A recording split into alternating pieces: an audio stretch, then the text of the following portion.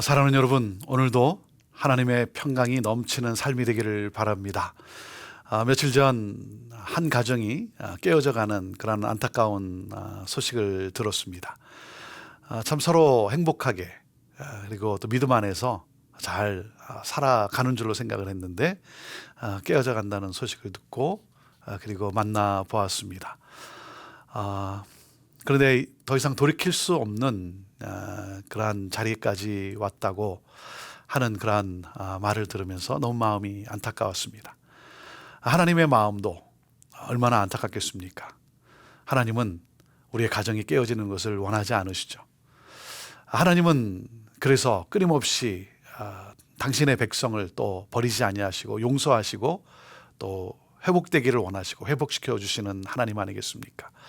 우리가 하나님으로부터 우리가 또 배워야 되는 것은 바로 이 용서하시는 하나님, 서로를 용서할 수 있는 이러한 그 용서의 능력이 또 우리 안에 정말 있게 되기를 원합니다. 여러분, 부부관계라는 게 무엇이겠습니까?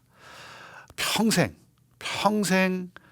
용서하는 법을 배우고 그리고 용서를 실천해 가는 삶이 바로 이 부부관계의 삶 아니겠습니까? 저는 여러분의 또 부부의 관계, 여러분의 가정이 정말 서로 계속해서 용서하면서 서로 용서하면서 또 용서를 배우고 용서를 실천하는, 그러므로 우리를 끊임없이 용서해 주시고 은혜 가운데 우리를 살려주신, 그래서 하나 되게 하신 그 하나님을 더욱 닮아갈 수 있게 되기를 바랍니다. 계속되는 이 바벨론의 심판을 통해서 또 하나님은 이스라엘을 용서하시는, 이스라엘을 회복해 주시는 그 은혜를 우리에게 또 가르쳐 주고 있습니다. 자, 예레미야 50장 11절에서 20절 말씀인데요. 11절 말씀을 먼저 읽습니다. 나의 소유를 노력하는 자여, 너희가 즐거워하며 기뻐하고 타작하는 송아지같이 발굽을 구르며 군마같이 우는도다 그랬습니다.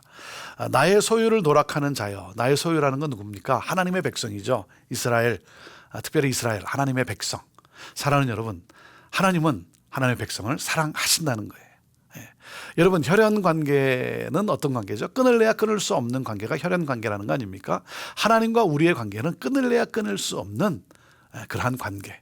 우리를 사랑하시는 하나님, 우리를 사랑하시기 때문에 하나님은 우리를 버리지 아니하시고 그리고 우리를 회복시켜 내십니다.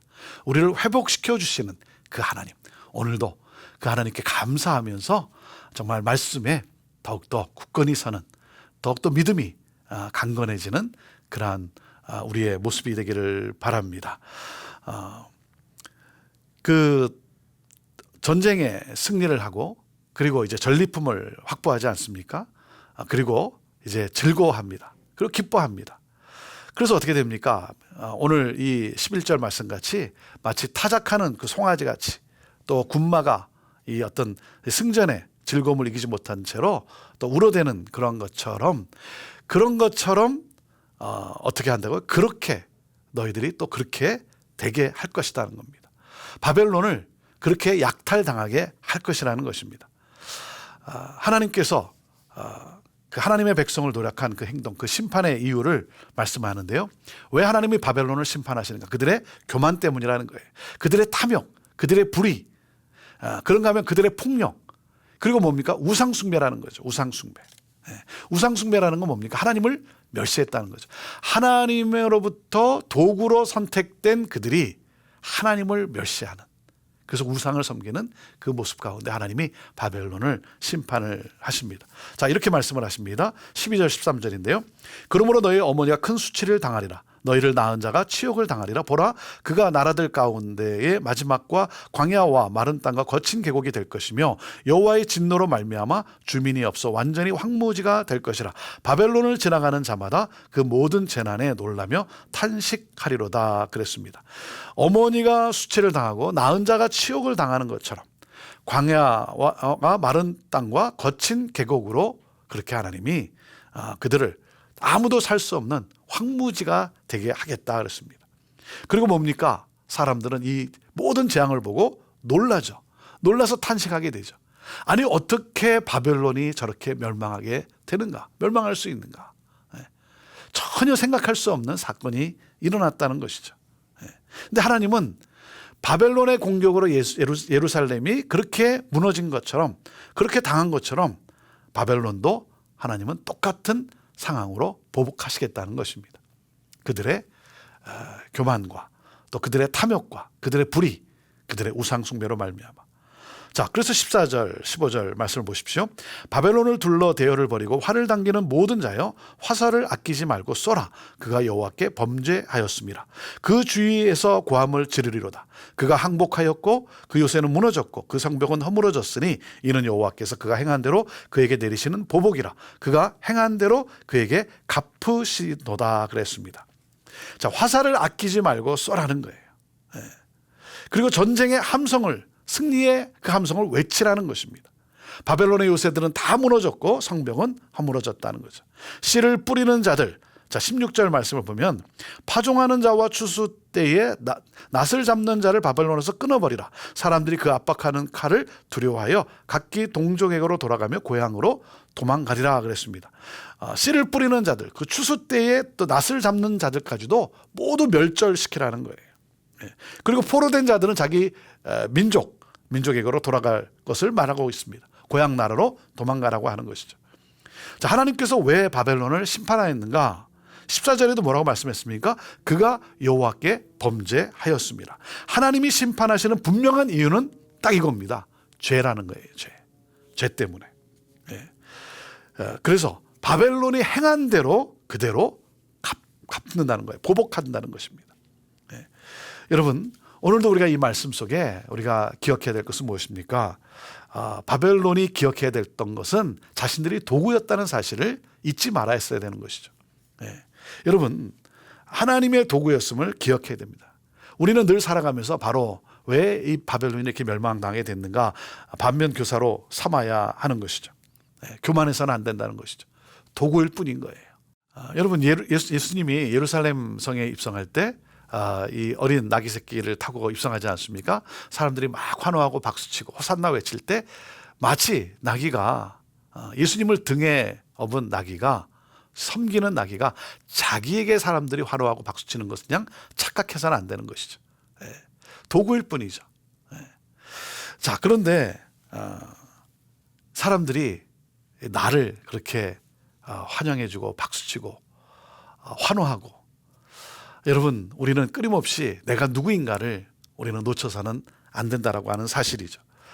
자, 이 17절 말씀에 보면 하나님은 이렇게 말씀을 하십니다. 이스라엘은 흩어진 양이라 사자들이 그를 따르리다. 처음에는 아수르 왕이 먹었고 다음에는 바벨론의 느부갓네살 왕이 그의 뼈를 꺾도다 그랬습니다.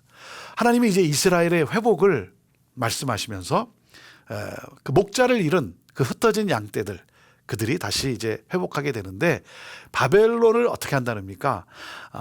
아수르가 북이스라엘 멸망시키고, 그리고 바벨론이 남유다를 멸망시키지 않았습니까?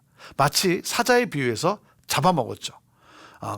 하나님은 그들에게 똑같이 그렇게 벌을 내리신다는 거예요. 자, 18절 19절입니다. 그러므로 만군의 여호와 이스라엘의 하나님이 이와 같이 말하노라. 보라, 내가 아수르의 왕을 벌한 것 같이 바벨론의 왕과 그 땅을 벌하고, 19절, 이스라엘을 다시 그 목장으로 돌아가게 하리니 그가 갈멜과 바산에서 양을 기를 것이며 그의 마음이 에브라임과 길르앗산에서 만족하리라 그랬습니다. 하나님이 아수르에게 벌을 내리셨죠. 마찬가지로 바벨론에게도 하나님은 벌을 내리신다는 거예요. 그리고 이스라엘은 어떻게 한다는입니까? 이스라엘은 자기의 목장으로 돌아가게 한다는 거죠. 그래서 푸른 초장에서 그들은 갈멜과 그 바산, 거기서 이제 양을 기르는, 이제는 그 잃어버린 흩어진 양떼들이 아니라 함께하는 그 양, 그래서 그 풍요로움을 누리게 하시겠다. 하나님의 회복의 메시지인 것이죠. 그래서 20절에 이렇게 말씀하십니다. 여호와의 말씀이니라. 그날 그때에는 이스라엘의 죄악을 찾을지라도 없겠고 유다의 죄를 찾을지라도 찾아내지 못하리니 이는 내가 남긴 자를 용서할 것임이라 그랬습니다. 회복과 구원이 이루어진 날, 죄악을 아무리 찾아도 찾지 못한다는 거예요. 여러분, 죄악이 없었습니까? 아니죠. 죄를 졌죠. 그런데 하나님께서 회복과 구원을 명하신 날에는 아무리 죄악을 찾으려고 해도 찾지 못하게 된다는 거예요. 왜요? 하나님이 용서하셨다는 거예요. 하나님이 용서하셨어요. 그럼 끝인 거예요. 끝인 거예요. 더 이상 그것을 찾을 수도 없다는 것입니다. 하나님은 하나님의 크신 권능으로 바벨론을 심판하시고 그리고 자기 백성들을 자기의 땅으로 하나님은 회복시키십니다. 죄를 완전히 용서해 주신 것이죠. 여러분, 세상이 아무리 크고 강해도 하나님보다 클 수는 없습니다. 심판의 날은 바로 회복의 날입니다. 고난의 때 이것은 하나님은 회복을 약속하신 것입니다. 하나님의 백성에게 회복을 약속했습니다. 그렇기 때문에 사랑하는 여러분, 하나님이 용서하시고 하나님의 은혜를 베푸신 것에 대해서 우리가 늘 감사하면서 그 은혜에 반응하는 삶을 우리가 살아가야 되는 것이죠.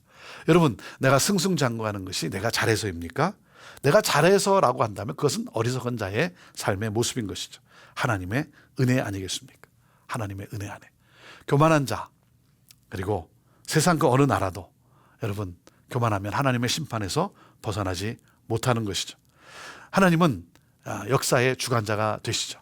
그래서 하나님은 이 바벨론, 승승장구하며 교만했던 바벨론을 하나님은 심판하시면서 무너진 이스라엘을 다시 회복시키시는, 용서하시고 회복시키시는 메시지를 주고 계십니다. 사랑하는 여러분, 그렇기 때문에 우리를 회복시켜 주시는 이 하나님의 놀라운 은혜를 기억하면서 오늘도 하나님의 용서로 말미암아 내가 오늘도 존재하고 있음을, 이 땅에 이렇게 하나님의 은혜 속에 살고 있음을 우리가 기억하면서 그 하나님의 용서하심, 하나님의 은혜, 그 긍휼을 우리가 삶에서 또 배운 대로 또 실천하며 살아갈 수 있게 되기를 바랍니다. 사랑하는 여러분, 용서하지 못한 그러한 사람이 있습니까? 정말 죽을 때까지 내가 용서 못하겠다, 그럴 사람도 있습니까? 우리 하나님의 이 용서하심, 긍휼을 따라 또 그러한 사람을 여러분을 또 위해서 또 기도하며 하나님의 긍휼로 변화될 수 있도록 또 기도하는 것은 어떻겠습니까?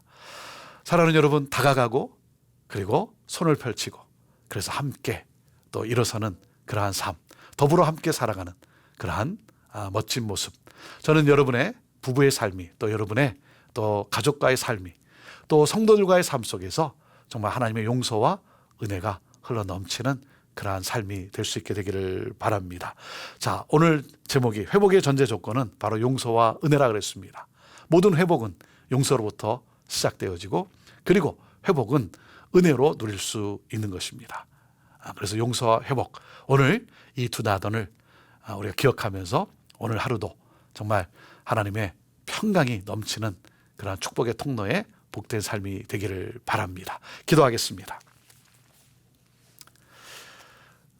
하나님, 최강의 나라였던 바벨론의 멸망을 말씀하시면서 하나님이 약속하신 대로 또 이스라엘을 회복시켜 주시는 이 놀라운 은혜, 하나님의 용서 그리고 하나님의 은혜로 말미암아 회복되어지는 이 놀라운 사건, 하나님, 이 용서와 은혜가 우리의 삶에서도 그대로 나타나며 또 흘러갈 수 있게 되기를 바랍니다.